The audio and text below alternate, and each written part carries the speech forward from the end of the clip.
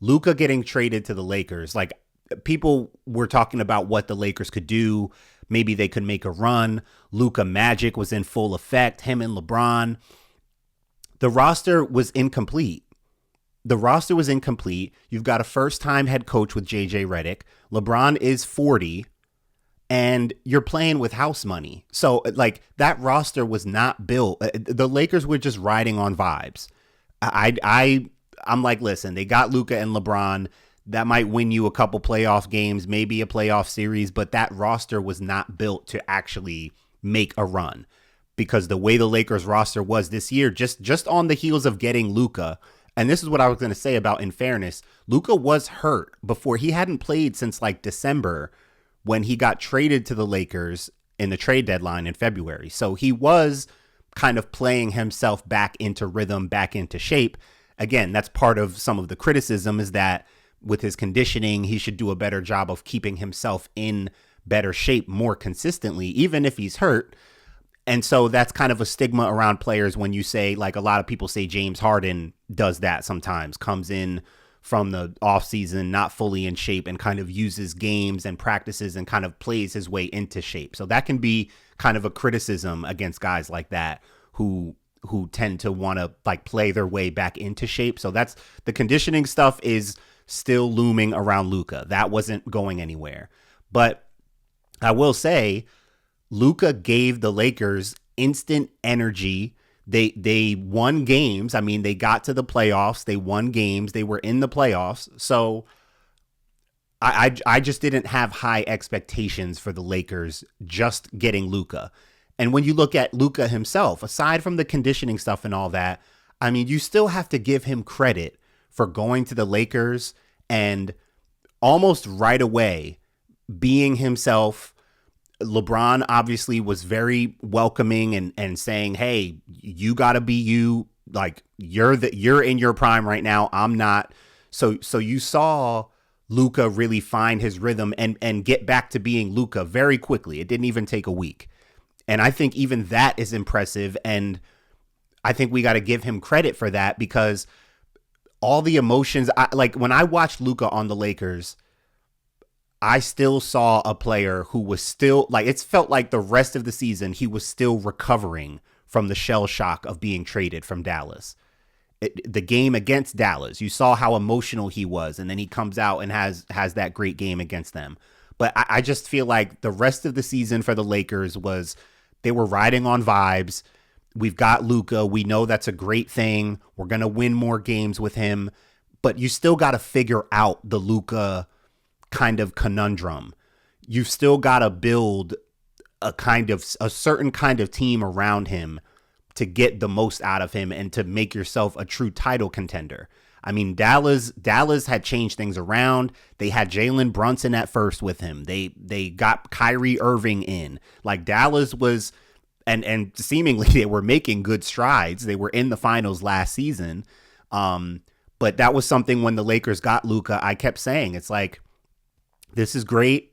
They've got their post LeBron superstar, but they still are going to have to figure out some of the same things that Dallas had to figure out just from a roster standpoint. What's the ideal roster around this guy, given what he does well, what he doesn't do so well, and figuring that out. I mean, generational kind of talent, first team all NBA talent, and obviously one of the best players in the league.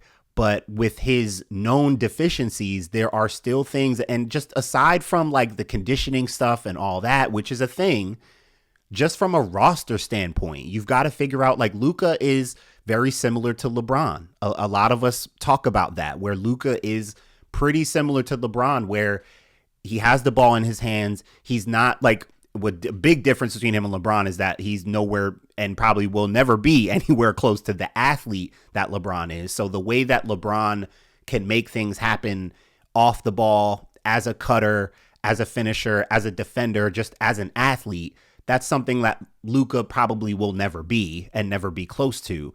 But what Luka is as a shot maker, as a scorer, and as a generator of offense, very similar to what LeBron can do, where like you just want the ball in his hands.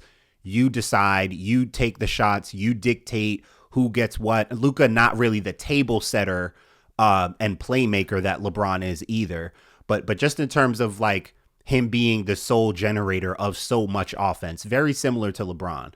And they had to figure out things with LeBron. I've talked about it on here a lot over the last 2 years with an aging superstar LeBron who is still very elite, but you don't want him to still be one of the 1 or 2 best players on your team being that old. Like, yeah, it's a great story, but are you really going to be competing for championships that way? Maybe you need another guy like a Luka, or maybe really swing for like another big 3, another one last super team for 40-year-old LeBron, who's still really good, to have a chance to compete, because he's not going to lead a team to a title at that age. So with Luka, it's a different but similar, I think, kind of set of challenges that the Lakers are going to have going forward with just building around him. He's in his prime. LeBron is not. So it's different, but it's still something you've got to figure out. Rashad Phillips, who I had on my show, he was one of my first guests when I started this podcast a few years ago. And we talked about Luka, and Rashad has been honestly attacked by mainly Luka fans and even just basketball fans in general for when Rashad does high level draft analysis and evaluation. Not so much anymore. I think he's getting more into the management agency side of things, which he's doing a great job of. Shout out to my guy, Rashad. But listen to what Rashad had to say when I asked him about, because when he first evaluated Luka coming into the draft, he was pretty critical. He talked about him being slow, not great on defense. I mean, he praised him for the things he was clearly great at, but he had some concerns. And I had Rashad on the show. We talked about Luka. Listen to what he had to say about Luka then. This was a few years ago, but listen to what Rashad had to say about Luka on that episode. I think we're watching his ceiling now.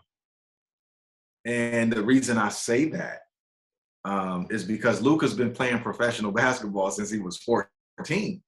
He's already at his ceiling because he's been doing this when Trey and Ja Morant and a lot of these guys were just playing AAU basketball, Luka was being paid to be a professional. So right now, even though Luka is young, he's already a proven superstar. Luka's been a superstar since he was 17 years old. In professional dog years, Luka is already like 33. I'm not saying his body, I'm saying his mind and the way he plays, because he's been a professional since he was 14. Yeah. So he's already at his max, which is good enough for him to be an MVP one day in his league, because he's already there. We have, understandably so, put Luka in the upper echelon with the other upper echelon players. He's a top 5 player, top 7 player, top 10, wherever you want to put him. But he's one of the top players in the league already. I just think it's going to be interesting to see. Like, now is when we really start to find out what Luka is made of. You know, you lose to the Timberwolves, Anthony Edwards in the first round. Granted, again, I don't think the Lakers roster was built to obviously not take on even the Timberwolves, let alone make a championship run. Like, that team was so reliant on Luka and LeBron, a 40-year-old LeBron at that. Your third best player is Austin Reeves, who's a very good player and showed more of what he could do with Luka there, not having to do as much, but as like the number 3 guy, was able to show more of what he can do. But that roster just needs more work. I thought that was obvious when they got Luka. Like, this is house money. This isn't a championship move. Oh, we're going to make a run now. It's a first-year head coach. It's Luka coming off of the emotions of being traded. It's a 40-year-old LeBron. That roster still needs a lot of work, and they're going to have to keep doing work to build it ideally around Luka, especially now as the face of the Los Angeles Lakers. We are about to find out what Luka is really made of, what he's really willing to do to be the face of the most popular brand and franchise in NBA history. What is he willing to do to continue and sustain the championship legacy of the Lakers? What is he willing to do to prove Nico Harrison and the Dallas Mavericks wrong? down the line. Thanks for watching this video. Make sure you subscribe to Basketball Society right here on YouTube for more episodes and basketball conversations.